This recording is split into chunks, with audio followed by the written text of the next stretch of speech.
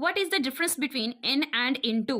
Basically in जो है already किसी चीज़ के अंदर मौजूद होता है, जबकि इनटू एक ऐसा मोशन है जिसके अंदर कोई ना कोई चीज़ मूव करती है और फिर किसी चीज़ के अंदर जाती है। तो ये बेसिकली इनके अंदर डिफरेंस होता है। इन ऑलरेडी प्रेजेंट है, जबकि इनटू है, इनटू जो है उसको मूव करना पड़ता है from one place to another. Like कुछ एग्जाम्पल्स देखते हैं। The sugar is dash the box. अब जो शुगर है वो हमेशा बॉक्स के अंदर होती है, आपको स्पेशल कहीं ला के शुगर बॉक्स के अंदर खुद नहीं जाती, ठीक है? तो इसके अंदर आएगा इन।